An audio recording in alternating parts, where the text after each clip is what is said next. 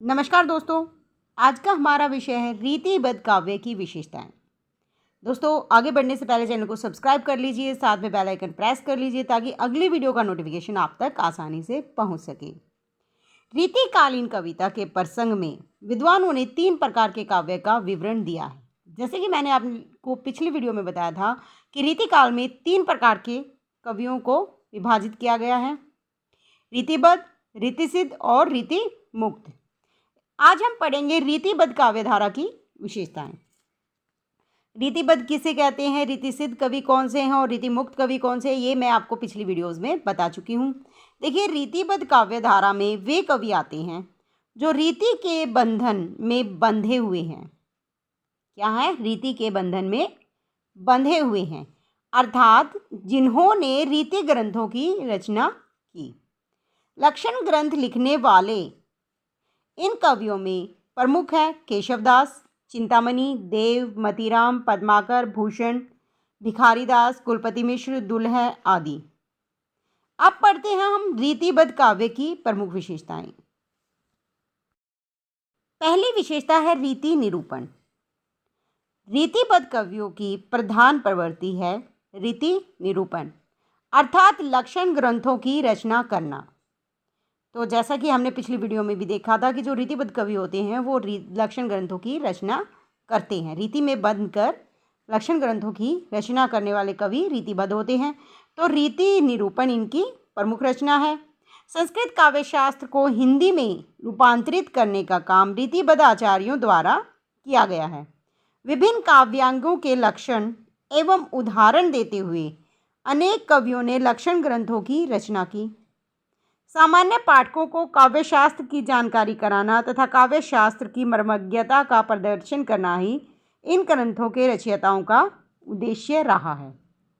तो जैसा कि आपने रीति काव्य की विशेषताओं में भी पढ़ा है कि अपनी जानकारी, अपने आचार्यत्व का प्रदर्शन करना इन कवियों की मुख्य विशेषता रहा है। तो जितनी भी जानकारी इन्हें मिलती थी वो अपने काव्य में रचना करके अपनी योग्यता का परिचय देना चाहते थे, ये अपना लोहा मनवाना चाहते थे। इन ग्रंथों के रचयिताओं का उद्देश्य रहा है काव्य शास्त्र की मर्मज्ञता का प्रदर्शन करना ही।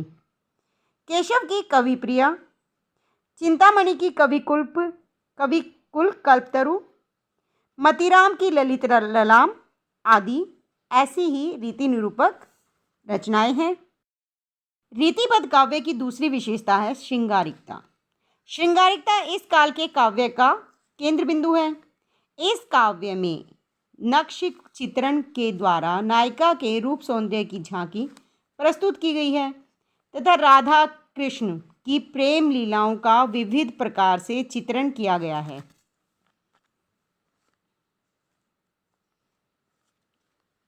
जिसमें भक्ति भावना का लेश भी नहीं है।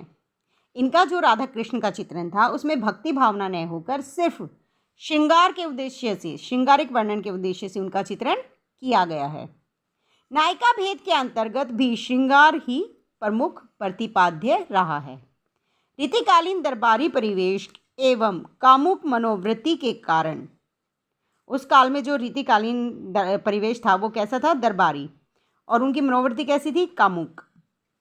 और श्रृंगार, इसी कारण उसमें श्रृंगार एवं उससे संबंधित विषय ही इन कवियों को विशेष प्रिय रहे हैं। इनके श्रृंगारिकता में रूप लिप्सा, भोग इच्छा, विलासिता की कामना ही अधिक दिखाई है। दोस्तों, इस काल में जो कवि थे वो ज़्यादातर अपने आश्रयदाताओं को प्रसन्न करना चाहते थे और आश्रयदाता किस में लगे रहते थे? भोग विलास में। तो उनके लिए श्रृंगारी कविताएं ज़्यादा लिखी जाती थी ताकि वो प्रसन्न होकर अपने कवियों को क्या दे सके?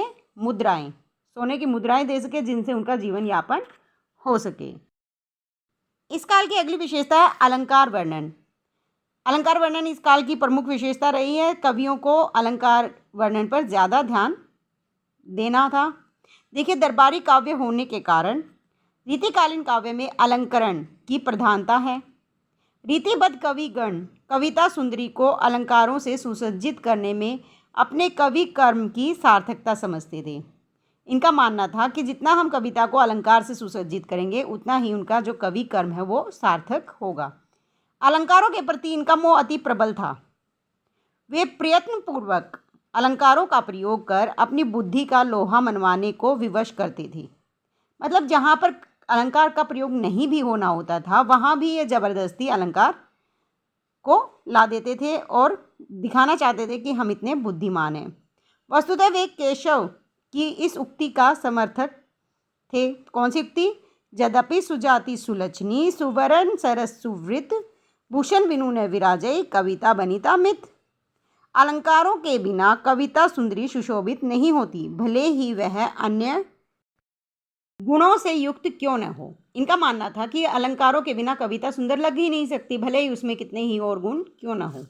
अपनी इस मान्यता के अनुरूप उन्होंने अपने काव्य में अलंकारों का समावेश किया। अलंकारों के पीछे दौड़ने से काव्य जो है वो विकृत हो गया, क्योंकि वहाँ अनुभूति प्रमुख न होकर अलंकार का चमत्कार ही प्रमुख है। अब केवल अलंकार पर ध्यान देने के कारण जो अनुभूति थी वो तो पिछड़ गई और सिर्फ अलंकार का चमत्कार ही कविता में रह गया। तो इसी कारण कविता में अनुभूति की प्रधानता कम हो गई और अलंकारों का चमत्कार ही अधिक रह गया। अगली विशेषता है आश्रयदाताओं की प्रशंसा। रीतिबद्ध कवि जो थे वो अपने आश्रयदाताओं को प्रसन्न करके ही अपना जीवन यापन करते थे, तो इसीलिए उसमें आश्रयदाताओं की प्रशंसा उनके काव्य में ज़्यादा हुई। रीतिबद्ध कवि, अधिकांश कवि विभिन्न राज दरबारों के आश्रय में रहते थे। देव, भूषण, केशव, मतीराम आदि सभी प्रसिद्ध कवि राज दरबारों से वृत्ति प्राप्त करते थे। अतः यह स्वाभाविक था कि वे अपने आश्रयदाताओं की प्रशंसा में काव्य रचना करते।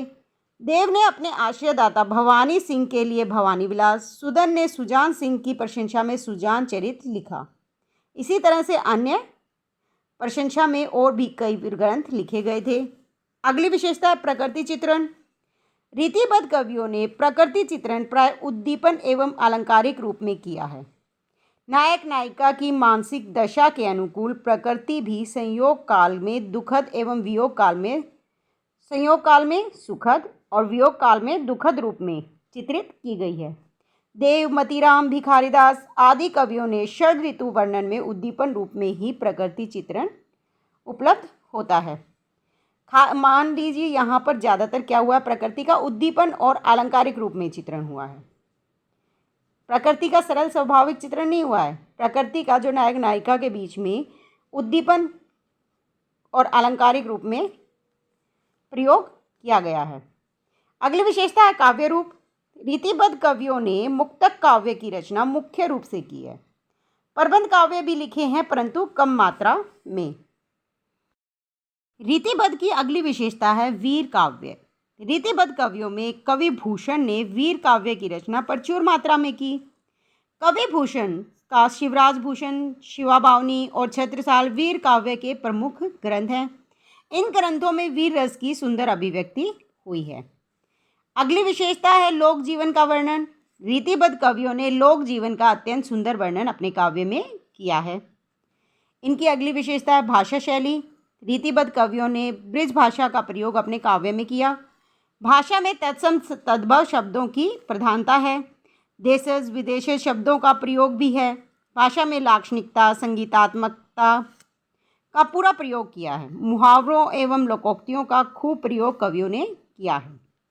अब देखिए, निष्कर्षतः हम कह सकते हैं कि रीति निरूपण, अलंकार वर्णन, श्रृंगार वर्णन, प्रकृति चित्रण, अपने आश्रयदाताओं की प्रशंसा, मुक्तक काव्य रचना, वीर काव्य एवं काव्य में लोक जीवन का वर्णन और लाक्षणिक एवं संगीतात्मक ब्रज भाषा का प्रयोग रीतिबद्ध काव्य धारा की प्रमुख विशेषताएं हैं।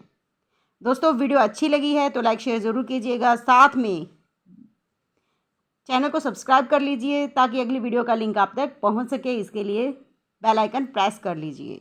धन्यवाद।